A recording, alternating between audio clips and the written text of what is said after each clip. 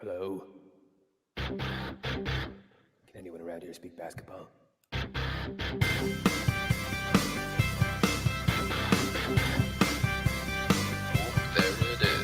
It's the Confederacy of Dunks Basketball Podcast.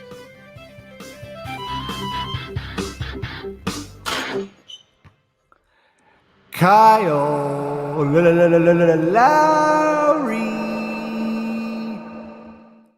Welcome to the Confederacy of Dunks Basketball Podcast. I am your host, Freddie Rivas, who is likely out of sync. Who are you, sir? I'm the producer, Matt Duggan, and yeah, you just went full auto-tuned when you said podcast, and it was hilarious. I feel like, yeah, if you get a little too excited on the internet you got there, you turn into a robot. Well, that doesn't bode well for me because I like to freak out in an unprompted manner. But for anyone who's just kind of tuning in, just us, we are the Confederacy of Dunks Basketball Podcast. We are hardcore Raptors fans, NBA fans, and right now we're so hardcore that I'm actually recording from a cottage in Fort Erie. And I had to go for it because Matt recorded at his cottage, 2 weeks in a row. So we're not missing any week here. Yeah, folks. and I mean, you did the full. I don't know. I feel like I said folks and like expected Matt to just take it away, but I just got too excited. But yeah. Anyways, I feel like we're hardcore and having a good time and with whatever comes. But before we get into some fun stuff, Maddie, if people want to find us, listen to us, support us, all the regular stuff, how do they do that? As I always say, go to dunkspodcast.com if you want to check out our links all there. You can listen to the episodes there. Go to the sonarnetwork.com. That's our podcast network that we're a part of. They got tons of podcasts there as well as our own and Freddie's new WNBA podcast, The Pickup. Make sure that you check those out and give them a listen, subscribe, and rate.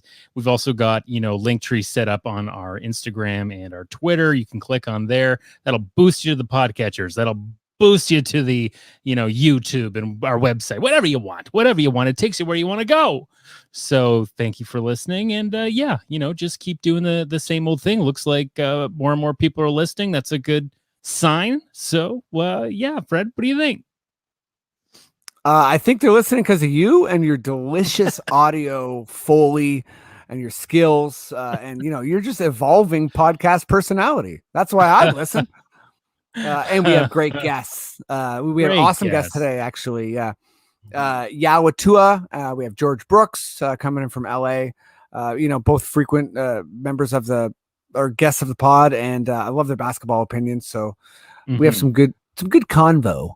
But Matt, I think we got to talk about this epic tournament that me and you have set up, or you set up rather. Yeah. And for folks following along, this has been an epic battle. Okay, basically Matt set up 1 to 16. Let's rank the playoff teams, from champion to the person who performed the worst in the playoffs, and it is so unbelievably tight. At one point I thought it had come down, I guess, to the Bucks and the Nets, and if the Bucks beat the Nets, I was going to win the whole thing because I had the Bucks higher than Matt.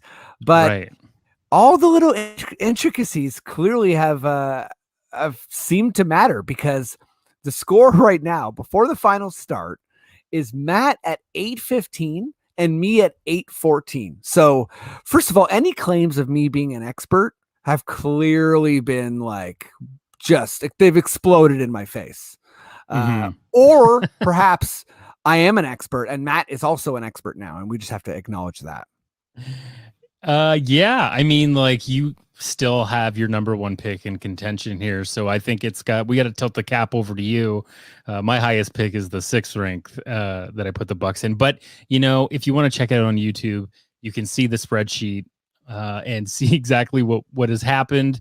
I also have the actual rankings of the playoffs on the right, so you can see, what that perfect ranking would be.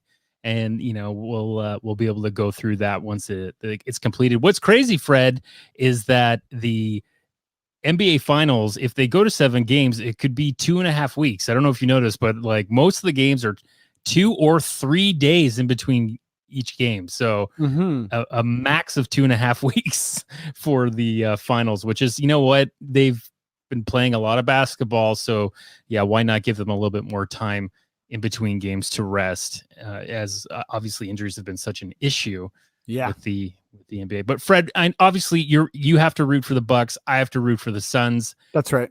I will say that I'm very happy that I get to root for the Suns, because I feel like everybody wants the Suns to win. But also, I don't know if you heard this, but I heard that Chris Paul during the 2019 NBA Finals was texting Kyle Lowry and being like, "Yo, man, you got to win this. You got to win this thing." And like, Kyle's like, "Don't worry, man, I got you." Like, it just really warmed me up to Chris Paul even more, knowing that he was like contacting Kyle Lowry, being like, "Yo, man, we're these little guards that are, underappreciated," like, because they are alike in a lot of ways, I guess. Totally. So I think that's really cool. And I hope that there's a story like that where Kyle's now texting Chris Paul, And from my perspective, I hear that Giannis is getting, texts from guys like Chuck Hayes, Aaron Baines. They're saying, you the big boys, don't stop believing, throw your weight around, young fella, stuff like that. So, I guess to each their own is what I'll say to that.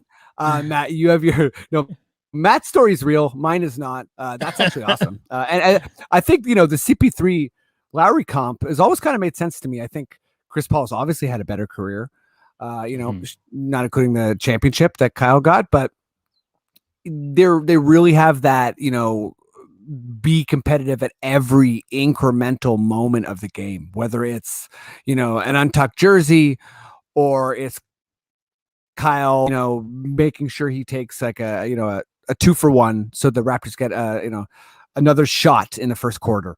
Right. But I think let's get rolling here on the pod.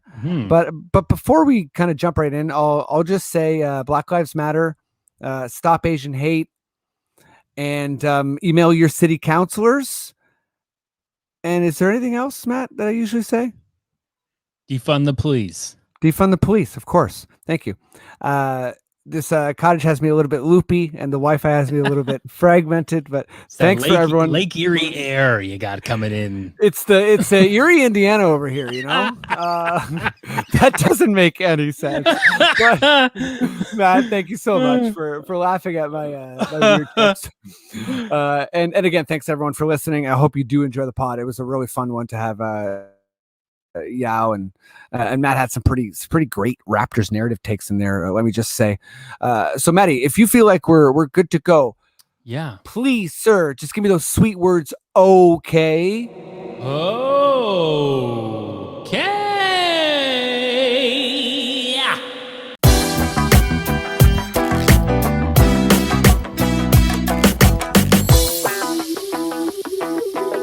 Okay, let's get going here on our podcast right before the finals.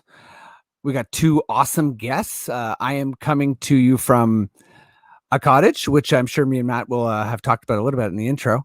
But without further ado, she's amazing. She's on the podcast a bunch of times. She is a huge Raptors fan, huge Stanimal fan. She's already seen a real basketball game in person because she lives in LA and they got vaccinated first. Give it up as loud as you can, even if you're at home alone, for George Brooks Hancock. Hey, what's that? Oh yeah, this song, I forgot. Yeah, feels like the Lazy Days of Summer song, which is nice. It does, yeah. How are you? Thanks for that joining intro. us again. I'm worried that Stanimal won't be on the team next year, and I'm gonna need a new credit. You know what? I was just looking at your YouTube, and I saw that one of your last videos was about Freddie Gillespie. So yes. I almost made that choice for you. I was like the biggest Freddie Gillespie fan, but then I was like, whoa, I don't even know if that's true. So he might not be on the team either. I don't know what the team's gonna look Yeah, like. yeah. You probably got to pick someone who's hanging out. Yeah. Woof. Okay. Well, let's bring on guest number 2 here, so we can start talking Raptors ball. He's awesome. He's done the pod a million times. I'm actually in his hometown right now. He's an athlete. He's a hardcore basketball fan. He's an amazing stand-up. He's just an awesome dude all around. Give it up as loud as you can, even if you're at home alone, for Yaw Attuah.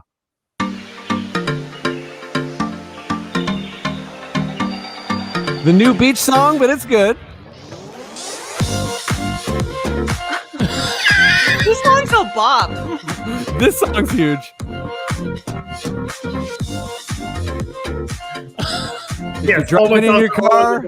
I don't know where it was, but Maddie was like, all songs bops for Yaw, and I was like, I'm good with that deal. Yeah, Matt treats you right.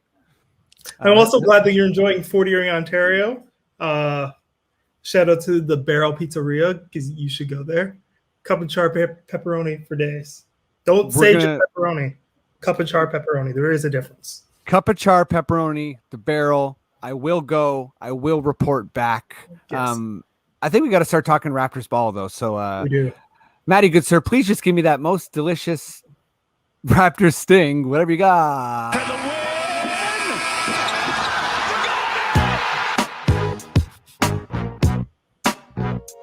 Do. Meow. Got it. Last time Matt got me good with the RTZ. Now he's living in my head. I'm in Fort Erie, but my producer Matt Duncan owns all of the real estate in my brain. I think this is a weird subject to kind of get going on for the Raptors, but it's massive Raptors news, and I think there's a couple different angles to it, but it's mostly just upsetting. And it's Jalen Harris has been banned for a year before he can even reapply to the NBA for a substance abuse ban, or like a PED ban. I've tried to do some research and figure out kind of like if they've nailed down the substance or whatever, but I think obviously there's a lot of privacy issues. So it seems like the main thing that has to happen first is they have to announce that in fact he has been, punished for this. And before I go to anyone, I think I'll say there seems to be a lot of, momentum behind an updated drug policy for the NBA. And I obviously agree with that. I feel like it's pretty unanimous. And I think especially, so early in someone's career, we need to make sure that, if this was an accident, it can be kind of like, curtailed, or if this was an egregious offense, like is a year-long suspension appropriate? I don't know. I'm just getting like, big, like, throw the baby out with the bathwater vibes here, where it seems extremely punitive. But, if either of you have another opinion and you're like, hey, this is, what it is, a bit harsher take, that's fine. But let me go to you first. Yeah. What's your take on this? Are you shocked or? I find drug offenses, this is coming from someone who doesn't do drugs. I don't even smoke weed, which is really weird because I perform comedy and sometimes I'm funny. But you're funny quite often. Oh, thank you.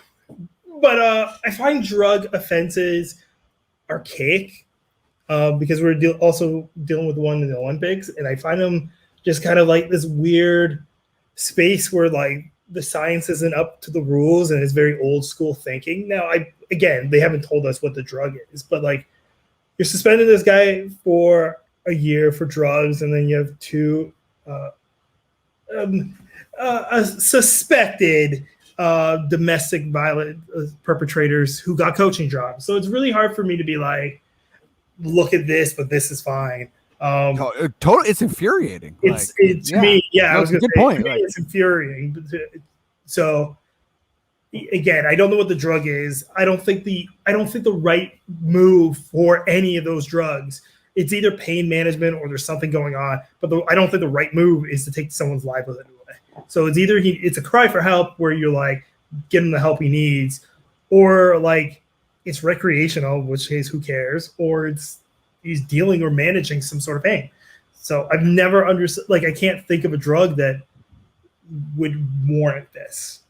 I think you hit a really key point. And but before I go to you, George, I'll just say, the pain management issue I think is coming up quite a bit, and it makes me think of other sports. Often, PEDs are used in like injury recovery.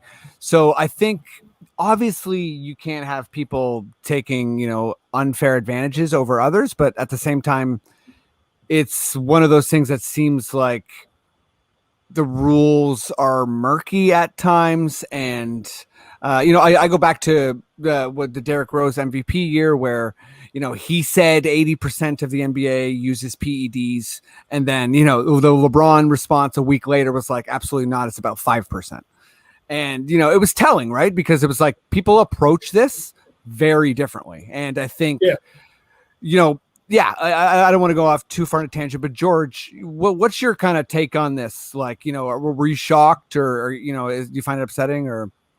Well, at first of all, I don't agree with the punishment, but I want to say, like, at first when I saw the headline, I was like, oh man, he smoked weed and this is stupid. But then I realized it's not weed, because if you get caught smoking weed in the NBA, you get a 5-game suspension. But if it's a more harsh drug, you get a 2-year suspension, but he got 1 because he's a rookie. So first of all, I don't think a 1-year suspension, I think that's too much, but they did give him less of a suspension because he's a rookie and he is young. So they have the same ideology sort of that we have, but I think it's too harsh. Again, we don't know what he did, but pain management seems viable since he was injured last year. Also, though, I feel like if it's a drug that's most drugs are harmful, but like weed's not. But like if it's a street drug, I feel like he should have to like retest in a month. And then if he's still positive, then there's a suspension of some kind. Yeah. But I think it should be like a strike rule. Like I think a 1-year or 2-year suspension, whatever that is, should come after like 3 strikes and you've already sent someone in your organization to support. Do you know what I mean? Like I agree with Yaw. Like these people work for you, so you should be taking care of them. Totally agree. Very, very well said. These people work for you, so you should be taking care of them. And I think, regardless, I shouldn't say regardless of the infraction, but it does seem, whether it's pain management, whether it's, you're taking something that a doctor has actually prescribed, but it's, doesn't fit the NBA kind of list. And, again, I don't want to create reasons for, he could have done cocaine could have been or whatever, but still. Totally. Yeah, he's like, okay. I'm even thinking of like PEDs. Like, I can't think of a PED that's worth a year suspension. Do you know what I mean? Or the one that helps performance that much. Like, the dude's scrawny. Yeah. Everything's gonna make him stronger because he got injured. But like, again, I can't think of one that's gonna be like, hey, you can't play for a year because it's nuts to me. Well, also, sorry. No, go ahead. I don't remember how old Jalen is, but I think 22, maybe 23. And I'm just like, at 22 or 23, you should really be given some second opportunities and help. Like, it's just like the things I did at that age to lose your whole career you've worked at is so disgusting. Especially since, like, I know we talked about the coaches who've been re-implemented. Also, you mentioned Jalen Rose, who fully, like, raped a woman and was like, oh, I did do that. Sorry, I just got to say Derrick Rose. Oh, shit. Who did I say? Jalen Rose is amazing. Yeah, so sorry. I say Jalen. Yeah, I think so. Yeah. These mistakes are how these are how good people sue us. It is. This is why you shouldn't believe all women. Oh God. Just me specifically. Anyways. Oh, but what about like, Terrence last year wow, I forget his last name. Terrence Davis, yeah. Terrence Like, Davis. is arrested for something, still has to go through the judicial system. But don't you think testing positive for a drug that's illegal, you would still then have to go through the judicial system? Like, it seems like pretty similar cases to me. Like, you're arrested for beating up a girl. Yes, you haven't been proved guilty yet, so you get to keep playing NBA until you're proved guilty. Well, hey, you were not arrested, but basically the same thing, tested positive for illegal substance. You then should still get a court. You should then still have to be proved guilty. There's a due process. I think yeah. I think you both kind of brought up the these other kind of like domestic assault situations in the NBA, because there's murky area there, and in the area of kind of like abusing drugs or taking PEDs, it seems like such a quick definitive decision. But anyways, I think I want to move on because this is a bit of a grim subject, and also I'm accusing men of rape at this point. no. But I think like you're good, by the way, George. You're good. Yaw, you're good. We're all good. No, it's I think it's an evolving situation too. So we're gonna learn a bunch about what exactly, if he can apply, for some type of like what's the word I'm looking for? When you get punished and you appeal, some like what the appeal process is like and that sort of thing. But I also wonder if he can play in like another league until his suspension's over. Yeah, I mean him staying in shape is going to be a major issue. Like, making the NBA is hard. He was a late round draft pick. Like, yeah, he looked good or whatever, but right now he is, like, we'll talk about it later, but he is on like uncertain ground, especially 100%, yeah, as a guard. So we'll see. I think okay, let's move on though. Training. Oh, sorry. So no, it's all good. Yeah, so I think with I just want, we talked about it a little bit last pod with Siakam, and basically the Warriors floating a trade that sounded better for them, which makes a lot of sense because franchises do that. That's how you get, it wouldn't be wild if the Lakers would say this season that they want Beal, right? Beal's really good. Those types of rumors, I think, are how, they kind of move and shake things.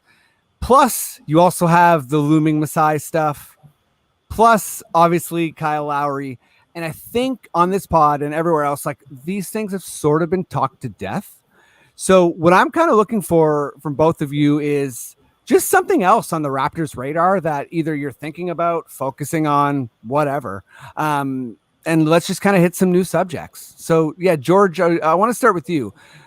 Nothing related to this Raptors rumors or Masai or Lowry. Like, what else is on your mind in terms of the Raptors world? Okay, well, I think this falls into the same category. I'm also very excited to find out who they draft. But yes, I think the thing I'm the most worried or nervous about is whether or not the Raptors get to play in Toronto.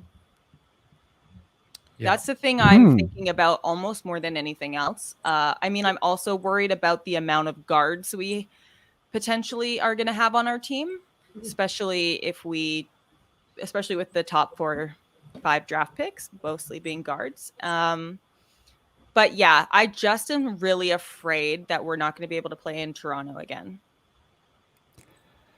Yeah, I think, I don't know, maybe I'm a bit too optimistic, but I feel like the way things are trending, it's like an announcement of some type is inevitable. I guess, in Ontario here, we're waiting on stage 3, which, I'm not sure what stage packed basketball arenas is. Maybe that's stage 4, or I don't even know what the stages really are. But it does seem like, things are kind of getting better. But I feel like that's a really valid concern, particularly from a franchise that, we were trying to repeat, and then the pandemic happened and the bubble happened and Siakam and, then the year in Tampa. And it's like that feeling, whether I'm watching it on TV or, lucky enough to be there, I think is just going to be so magical. Okay. Can I just give you a quick follow-up, George? Like when you're wondering about that, is it part like concern or kind of like hope, or like, are you just like kind of wondering like where you'll be, or? It's only for the Raptors that I mean, I'm quite anxious to visit home, but it sounds like that's going to be able to happen soon since I have both my shots. And if I get a negative, I think what they say, July 5th, I guess they pushed it. I can't never keep track, but Yeah, I'm just really concerned because I think the Raptors, even last year's Raptors, were a lot better than they played. And I think a big part of that is because they were in Tampa, and like, especially in the second half of the season when other team, like when there were people in the arenas and the Raptors are getting booed in their home space, and we're just such an amazing fan base that like, I really want Gary Trent, who I'm hoping gets re-signed. It sounds like he is, or did he? I don't. Last I saw, it looked like I think it looks likely. I want him to know what it's like to play. He seems so gung-ho on Toronto. I want him to hear what it's like to play in Scotiabank. I want the rookies to have that, because I think sometimes being drafted or to Canada is a little bit of a bummer, but then you get there and you realize it's such a fucking sick vibe that I just want them to experience that. Like Malachi didn't get to. Anyways. Yeah, no, I want them to have that. George, I feel like if you had your own personal soundbite, it would be you saying, if you arrive to Toronto and think it's not that cool, you're wrong, because it has super awesome fucking vibes. Although I messed up your own quote. You know what? Just a bit of a sloppy time here. Yeah. Cottage vibes. Okay, cottage vibes, you know? We're doing our best here with the Wi-Fi. Yaw, same to you. I want to know kind of like what's on your mind that isn't the regular, Twitter Raptor stuff right now. There's two. One, if you listen to this podcast and you listen to me throughout the season, like George said, Tampa is not home. They have said it. It is a different vibe. That team is going to be demonstrably better once they're home, because that, like, just being in the atmosphere where you're loved and wanted makes you play better. We have a better home court than Tampa. It's safe to say that the taxes did not draw that team there, because they paid less taxes this year because they played in Tampa. So that was one. I can't wait. I can't wait till we get the official award. It looks like it's going to. For someone who is studying the numbers, it looks like we'll have basketball in Toronto in the fall, which will be great. But the other things I was thinking about is just kind of like, what's the makeup of this team going to be? I mean, re-signing Gary is going to be great.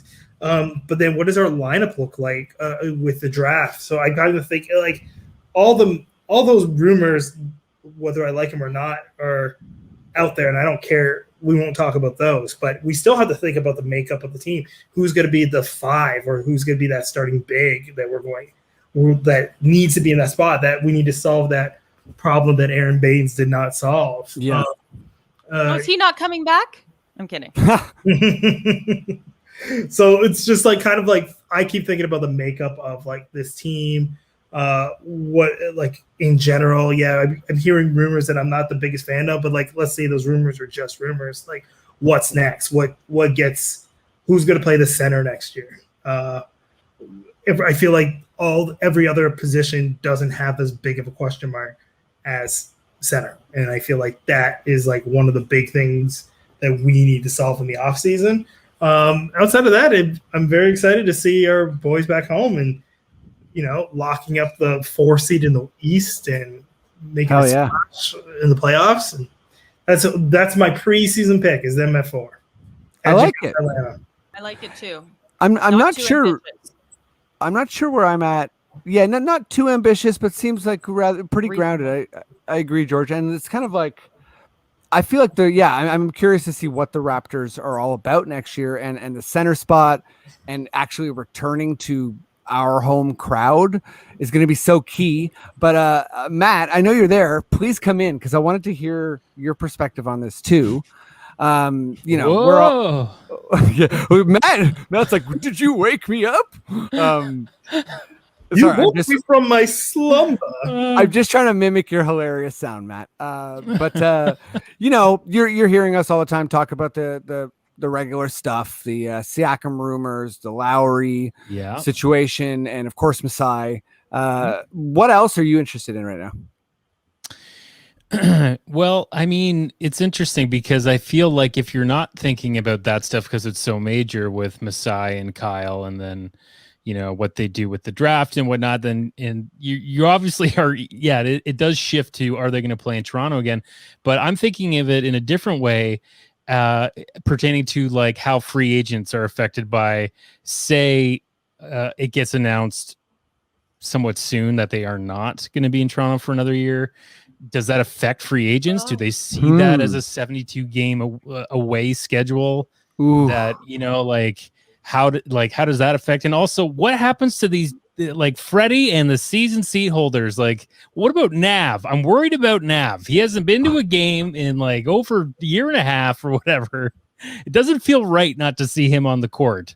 And yeah, like I feel like them being told that they can play in Toronto this year, it's just going to be a huge relief for so many people, just knowing that like normalcy is possibly returning to the world.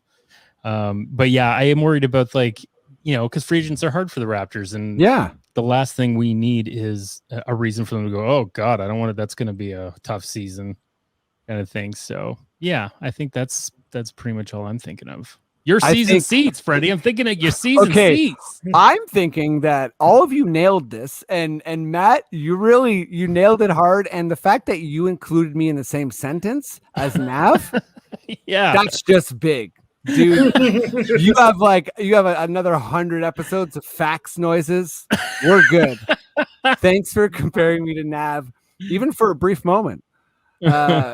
Yeah, I think, I haven't been thinking about the negative, I guess, sell or the backlash to not having certainty when you're trying to attract free agents.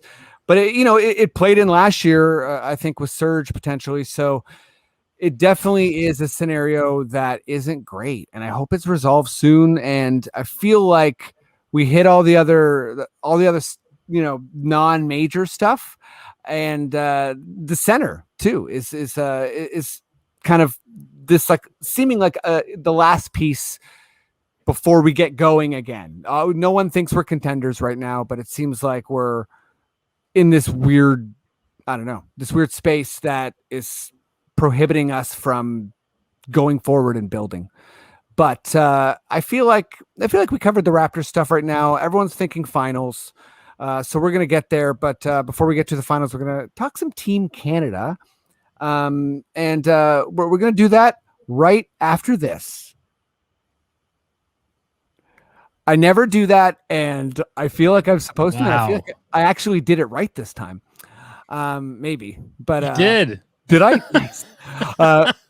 Okay, Maddie. If you feel like you want to talk some NBA basketball, please, sir, just give me your most delicious Adam Silver tugboat sounding. This is Adam Silver.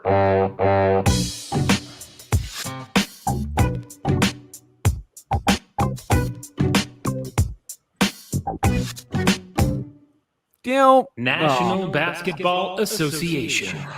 He got me good. I never know if that's attached and I'm just like jumping it, or Matt's waiting for me to, you know what? Thanks for comparing me to Nav. Yaw, I want to go to you first on this one. And, before I go to you, I'll just, I'll mention where I'm coming from, which is, I've been really excited about Team Canada for a long time. Like I think a lot of people, and it's always this tough dance we have to do with and this is Canada basketball, by the way, and men's basketball. The women are in the Olympics. They're killing it. But for the men, it's this weird dance of having to compete for meaningful games while most of your players are in the NBA. And this tournament that just happened, only existed because we had a heartbreaking loss to Puerto Rico, in a previous FIBA tournament. But it was kind of clear that we had the best talent. And for anyone who watches a lot of international basketball, these people grow up together. There's a lot of continuity. It's really tough to be the team that brings in a bunch of ringers. And, the U.S. makes it look easy because their ringers are just so out of this world. Mm-hmm. Anyhow, all that prefacing, Canada looked good. We were getting better as the tournament went along. We had this awesome game against Czech Republic where we had the McGrady comeback style scenario where, Wiggins was hitting threes and Barrett was doing crazy stuff. And it was just so exciting. And Thomas Satoransky hit a fadeaway like bank shot over Lou Dort, who was also incredible. And Canada lost, and we won't be in the Olympics, and it's another 4 years till we can.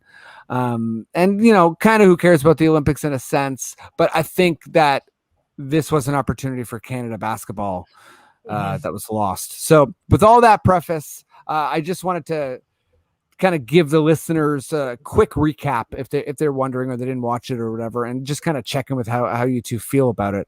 But yeah, Yaw, what's your take on Team Canada? What do you think? So this is always, like, for me at least, it feels like a contentious subject because it's really, the U.S. has such pride in playing for the national team. Do you know what I mean? They have like, if you think of players who play for the national team, you could think of your Michael Jordans, your Kobe Bryants, your LeBron James. You have your dream team, your redeem team, where people like James Harden wants to go out and play for the Olympic team. So like, it's really difficult because the best Canadian players are always, it seems like they're discouraged to come play for the team. Like when Wiggins decided to play, it was like a really big deal. So I'm hoping it sparked something in them for them to lose such a close game, to be in that position, to think that they have a better team than what's on paper, to encourage more people to go out. Because like, there's two things that kind of affect the quality of basketball player coming out of this country. One is the Toronto Raptors that we love and hold near and dear to our hearts. And the other is actually seeing Canadians play on a high level. And I think if we treated like the Olympics kind of like the Drew League or the Crown League, where people are like chomping at the bit to play because they want to get the minutes, then we can see a big improvement, not only in the quality of player that comes out of the country, but like we can see Canada rightfully competing for medals in a few years. It'll take a couple decades to get past your Lithuanias and your Spains to like compete with the US, considering that a lot of our guys play AAU with those guys. Like RJ Barrett, people keep forgetting RJ Barrett was the number one recruit coming out of high school to Duke in the same class as Zion. Like, there was a point where it was like RJ Barrett or Zion going number one before like Zion separated himself. So all that to say is I just love that there was a bit of excitement even though we lost, and hopefully it lights a fire underneath Canadian basketball players so more of them show up, because we have the talent. I like it. I love the Drew League comp, and I like that you're coming in from a more optimistic, like less crush place than me, because that's just it. Barrett's 21, Wiggins is 26, 27. So I think maybe, next time around for him, he'll be 30, but this wave of players is younger even than Wiggins. So I think, Jamal Murray and, Shea, Dort, George, where are you at with Team Canada? Like, obviously you're living in the US, but you're a Canadian, but yeah, we don't have a history of like priding ourselves on basketball necessarily. Olympics so at all. or the Olympics, unless it's the Winter Olympics, which is always weird because it's like, how many countries are going hard at it? Anyways. Well, I have a few thoughts on Canada basketball, especially this year. I do feel like it's really unfortunate that this was a year for us where it was like our best chance in a really long time. And yet it was the same year that like the NBA went late. They played a ton of games back to back. There's a lot of injuries. Yes. It just kind of set us up to it honestly reminds me of like the Suns having an amazing season and then being against the Lakers in round one, where you're just like, what are the odds? But I know. Different outcome, obviously. Totally. Also, you said something that made me think when you were like, James Harden wants to go play for the Olympics, and like the superstars that are American want to play for the Olympics. The problem, I think, there is that the Canadian superstars, we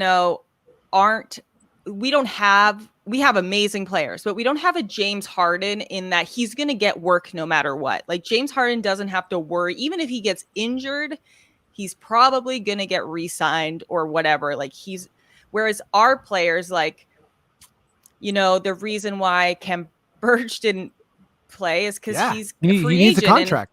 He needs a contract, and all our guys really need contracts or Kelly Olynyk. Yep. They're injured, which was like Shea. And I mean, Jamal Murray, I think he would have played because Jamal Murray is probably like the only one that I think doesn't have to worry about a contract as much. But anyways, do you know what I'm saying? Like that's not really. Yeah. I think you hit a really good point too. Is like this kind of like this super high status. And yeah, you know, Wiggins isn't quite there. We'll see what he gets in free agency. And I think he has one more year in his contract. One more year. You know, Jamal Murray does seem like he got the max. RJ top, kind of like Yaw was saying before Zion separated himself. RJ, was the dude, and I think that the Knicks were, happy to get him, and he looked good there this year, and he looked good in this game. He was taking over. There's no one on Czech Republic who could stop his drives, and he's a lefty, so that's always like a fun kind of dangerous thing. But yeah, I think you really hit a good point there as far as like just having your own personal cachet where you can make something cool.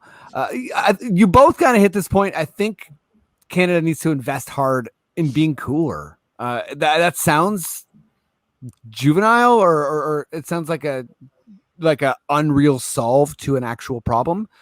But what is pride if not kind of like these people enjoying themselves, and it's like they want to be at Canada basketball because it's fun and it's like a who's who. Sorry, George. I told my husband like last week, I was like, oh, Canada just got cool like in the last 5 years. Like it was like always a joke. And then now there's something about Canada that's cool. And I think it's the Raptors and Drake who did it. But before that, like Canada wasn't cool at all. Yeah. People think Drake play of the Raptors was a waste of money, and I'm like, no, it wasn't. It was the best investment you could. Oh my goodness! Anyone who says that, I'm like, I want to one up their Drake hate by just saying, I believe that Drake deserves a certain amount of Canada's GDP. You know what I mean? So it's like, oh, you think he's not valuable to the Raptors? I think he makes Canada money. So you know what? Like, you're not really understanding Drake the business very well. I think if you say something like that. But let's talk finals. Georgia, I want to go to you first, and I forget what my original question even was for this, but it's just kind of finals talk. It was definitive narrative, so pretty open ended. What's your thoughts? Yeah, I guess what do you think the biggest story will be from these finals?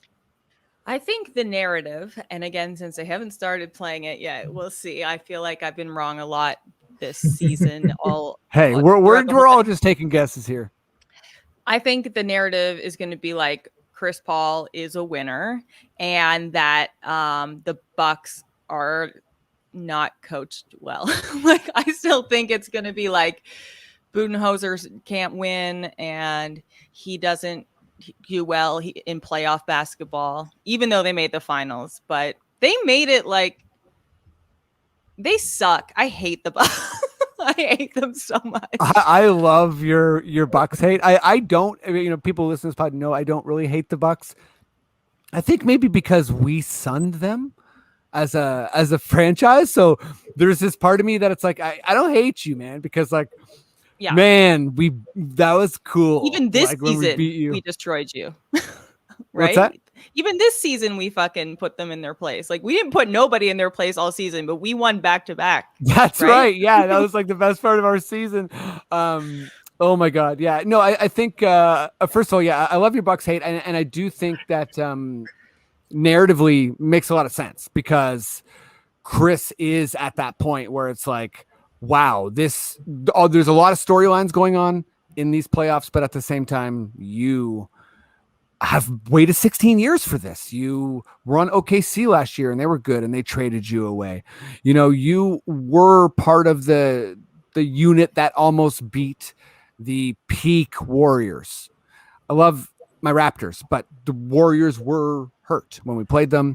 They were not hurt when the Rockets almost beat them. And Chris Paul's injury, might be the single reason. I'm sure, there's a lot of different stuff, but yeah, I think that's I love that, George. It's also satisfying to me that James, even though I wanted the Nets to go further. It was satisfying to me that James Harden didn't get to the finals, but Chris Paul did. Because I'm just thinking about that right now. I mean, all honestly, the Nets and the Clippers not making the finals from just from a team building perspective, like I like the way that Phoenix and the Bucks have built their teams. I feel like it's healthier for the league. It's more fun to me. I don't begrudge anyone wanting to join up with anyone because do what you got to do. But at the same time, I definitely enjoyed watching those teams lose, not in the ways that they were injured, because that was really horrible. But yeah. Let me go to you. What's your, are you Chris Paul is a winner and Bud? Oh yeah, I should comment on that too. Bud still being a loser will be a hilarious narrative if this ends and it's like, Bud, you made it to the finals and you still sucked. One, I'm glad that I went second for this. Two, I'm glad you said your answer, because whatever you said, I was going to say the opposite team. But I have a stronger point for this. The definitive narrative would be, yes, for the people listening at home, I'm hoping that Chris Paul gets his ring. He's already the 5th best point guard of all time. He can't get to 4 no matter how hard he tries. He have to pull off some sort of miracle to get there, but he's not going to. To pass Isaiah. Right. In my humble opinion, there's a big gap between 4 and 5, and he is already at 5.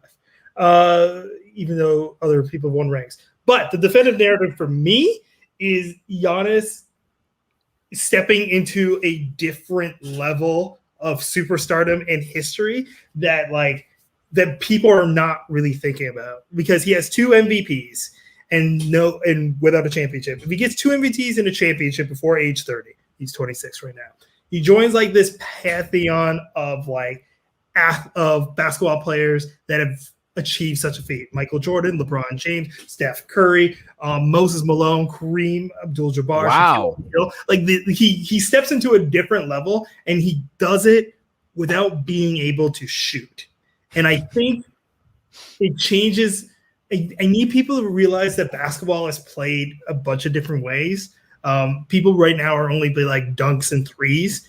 And the league has never only been one way, but it's always been one way, one person does something different and people want to emulate that and they just can't. And so Giannis is doing his own thing, and he gets to be amongst the best players of all time. He gets to be there before age 30. He gets to be historically a top 25 player. I think those are all huge things. I think Chris Paul has cemented his legacy. He wins a championship. It's like cherry on top of the sundae, but Giannis takes things to a whole new level. And I think people need to actually kind of think about it. Now he's hurt, and I think if he wasn't hurt, they'd win. But it's and again, if he was a Raptor, if he came to the Raptors next year, all these feats will be accomplished, and he'd probably get a 3rd MVP. So part of me is bitter, and my bitterness is fine. I'm fine with it. But you got to let it out though. I only turned on him. I only turned on him when he re-signed with the Bucks. I wasn't really rooting for the Bucks because I never like Mike Budenholzer, but when he re-signed instead of coming to Toronto, and everyone thinks I'm crazy that I was for sure believing he was coming. That's when I was like, "You're on your own. You'll never learn to shoot." Yeah, I mean, he's a really interesting player because I feel like there's the Ben Simmonses of the league who kind of have this glaring thing, and there's the late game situation, and people wonder could they be the best player? And I think for Giannis, the conversation, to Yaw's point, is kind of interesting because it's he's already been the best player in the league twice. So you can't really come at him with oh, this guy's not the best. It's well, he's already been the best twice. And arguably. Yeah, it's right. You know, but he won the award, and I think like arguably for sure, and I think what I wanted to touch on was like I think yes he can cement himself as a champion, but I'm curious to see where he lands.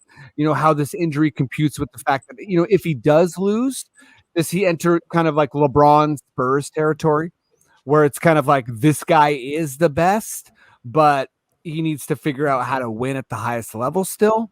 And I don't think it's the same thing because like when LeBron lost to the Mavs, it was like you got neutralized and embarrassed. Right now, Giannis is hurt, and I think that's the only reason why he's not going to win. He hyperextended his knee, an injury that like is questionable. Even if he does come back, he's like 60 to 70% of who he is, and he has to prove that that's. And it was a gruesome injury. It's a gruesome injury for a player that plays the way he plays. Like he's not like if he was a catch and shoot player or he was a little bit slower, like Joker is, he'd be fine, but he's not. He relies on like big cuts and Euro steps to get to the hole, and a hyperextended knee does not help that. So I think that's, for me at least, that's the definitive one that we could. I love the fact that we've seen greatness in our lifetime. Like I've seen Michael Jordan play, I've seen Magic play, I've seen Shaq play, I've seen LeBron play. It'd be nice to be like, oh, I also saw Giannis play, but at the same time, I'm like, go Suns.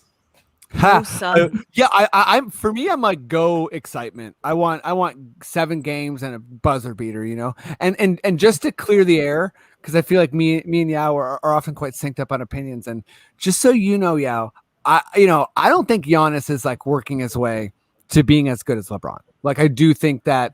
I don't think. When LeBron leaves, we'll be searching for the next LeBron for a bit. It's not Luka. It's not Giannis. It's not anybody in the league, in my opinion. Yes, we both agree that the GOAT is LeBron, and that's a whole other conversation. But we've been on the same page about that for a while. I do think though, between like GOATs, between like Michael and LeBron, there are players that are the best player in the league, and that could be Giannis. Because I heard some wild thing on sports.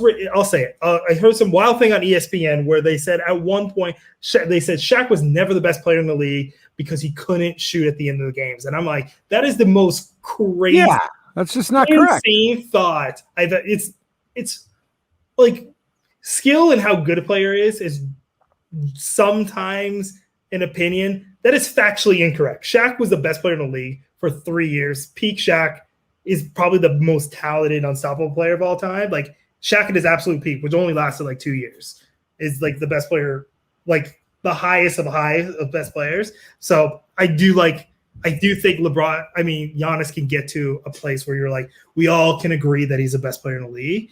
But I don't think he'll ever get to like the levels like that, like LeBron ever got to. Like he's not going to be like an all-time top 5 player. I mean, he can prove me wrong, but I won't believe it.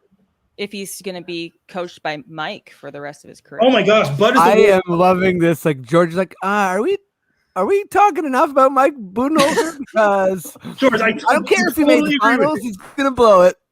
I don't know what, man. Also, correct me if I'm wrong, because I did like there. First of all, there are so few black coaches in the NBA. Obviously, we all know that's quite a problem. I think there were 4 this year. I Googled it, and that sounds lower than I thought. Mm-hmm. But it was actually it's lower than it's been actually. I listened to there was a good the Spinsters did a little thing on it. It was actually in the 90s there was more head black coaches than there are now. So I think there were 4 this year, but I could be wrong. But if that is true, that means 3 of those 4, which is 75%, went to the like conference finals. Yes. And Mike Budenholzer, this isn't another reason to dislike him, but because I already don't like him, I was like, well, he's also the only white coach, so fuck him. Hey, George, I'm on the same page as you, but Bud it's an important point. Forever. He's been a terrible coach forever who happens to have the blessing of having a superior athlete on his team. Yeah. He's terrible. He's terrible. You had 5 All-Stars in Atlanta. You couldn't get him past LeBron. Like, how dare you call yourself? Okay. It's funny because I actually don't hate. I don't hate him. I just think he's overrated. Overrated. Also, Yeah, it would. But my Mike Budenholzer thing is that I think, his growth is too incremental for like what the NBA actually is, and he coaches at a high level, but kind of has these weird areas that are super key to winning where he can slip. But I mean, I think he made a good adjustments against Brooklyn. I'll just say that. And he's done better this year, obviously. But Drew helps as well. But you know what? Let's do some let's do some quickish questions to wrap this baby up. And sorry for any cutting off. I feel like my Wi-Fi is bugging me out, guys. Okay, but Maddie, if you're there, I know you're there. Give me the most delicious quickish question. I am. Steve. Quickish.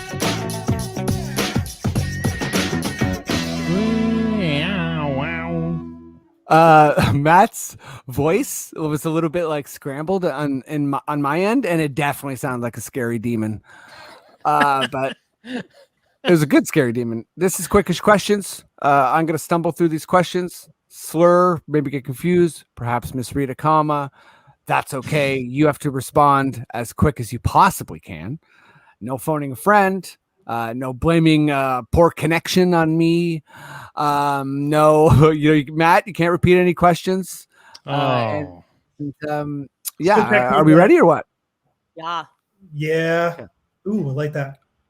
Let's go. Let's go. Yaw, George, Matt.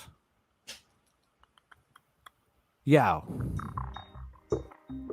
Will the Raps keep or trade the 4th pick? Yes. It's keep or trade it. They'll keep it. They'll keep it and then trade it for something. Wow. Yes to both. I love it. Yeah. George. Yes. Finals predictions? Oh, the Suns in 6. Maddie. Yeah. If you could take any player from the NBA Finals and put them on the Raptors, who would it be? I'm gonna say, oh God, how can I? No, Devin Booker. Wow, Devin Booker. Yeah, I'm passing on Giannis because I he's can't not believe it. playing. Yeah, Qualified. no, it's a good answer. Yeah. Do you think there's a mid-career rejuvenation potential for Wiggins? Yes, absolutely. I don't even think he's gone everywhere, but Devin Booker is definitely the formula we find where you let him be the leading scorer, but you have someone else be the leader. And I think that's the problem. Everyone wants the first pick overall to be the leader, and that's not necessarily the case. Totally agree. George, Mm-hmm. if the Suns win, is Giannis the next best player in the league without a ring narrative? No. Sorry, that's the question. There's another part, but I'm gonna say that. Yeah, I don't think so. I think there's a player that I think who's better than him who doesn't have a ring. Like James Harden doesn't have a ring, right? Well, James Harden isn't that great. He does not have a ring. I don't think James Harden is better. He doesn't know. Yeah, but you know what? I don't know if That's he's fair, better though. than Giannis. Yeah. I'm sorry. Quickish questions. I don't know. Pass. Hey, fair. Matty D. Yeah. What other young player, this is an extension of the question, but what other young player has a next vibe that isn't just best player? Example, next irritant after Pat Bev, next charge taker after Lowry. Oh dear. Interesting question. Thank you for that. I Dollar. think this is a hard one for me to answer. Compliments now. It's a new technique. I'm trying to think. In the finals, right? No. Just anywhere? Yeah. Oh dear. Okay. The next Aaron Baines is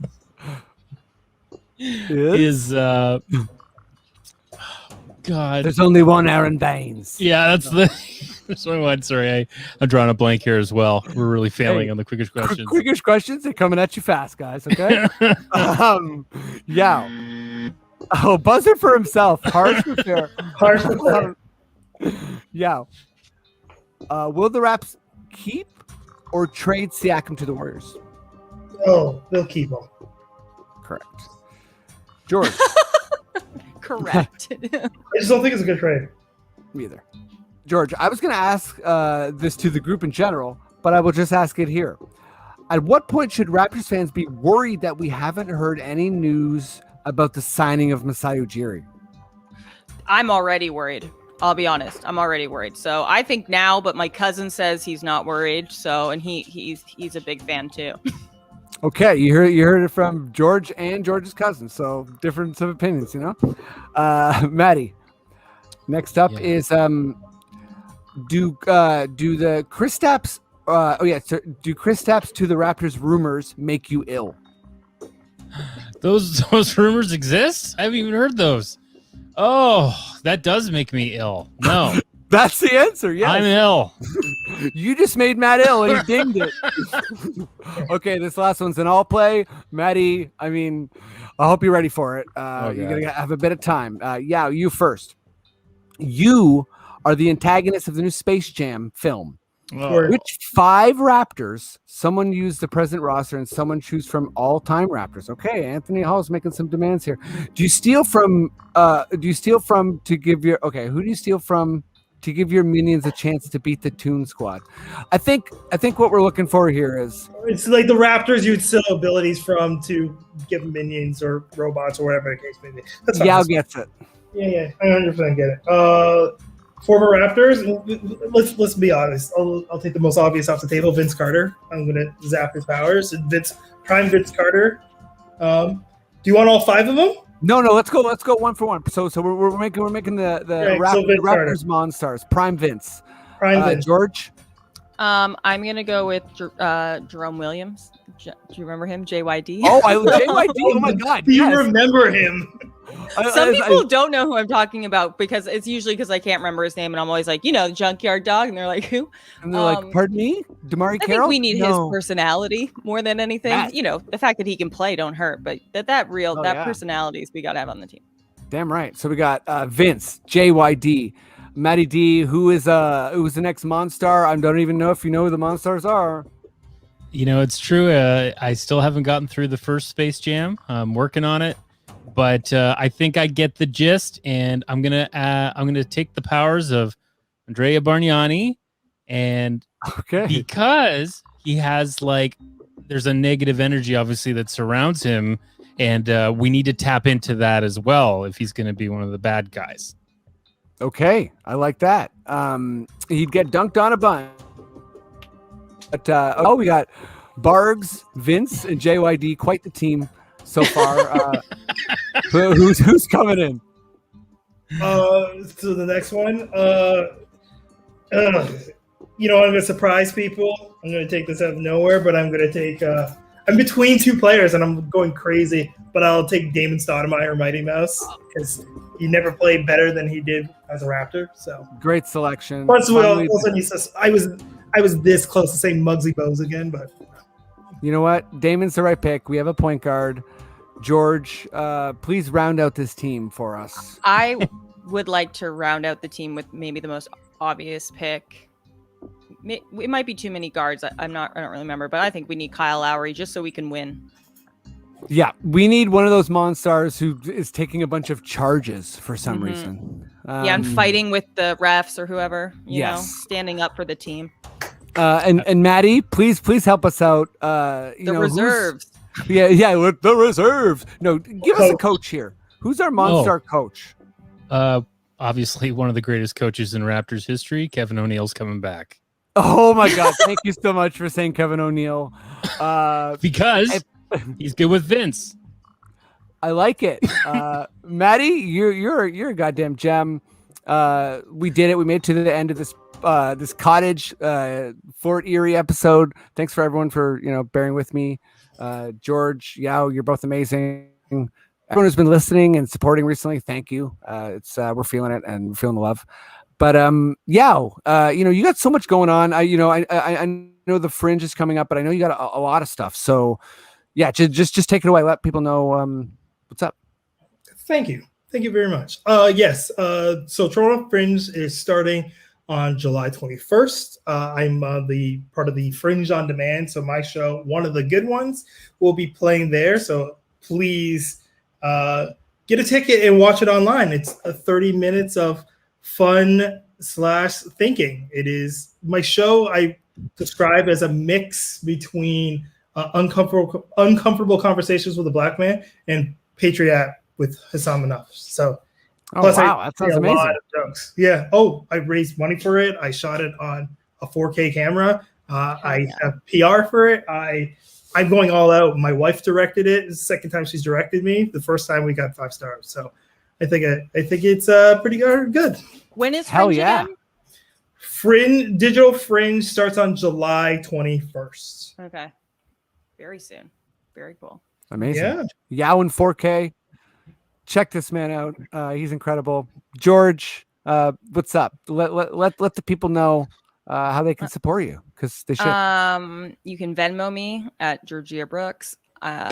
That's Hell how yeah. you can directly. I have an album you can buy, and if you have Sirius Radio and you want to call into the jokes station and request me, that's where I get more money than anything. Wow, you can tell that I'm like a little bit worried about money. I'm just like, here are the ways.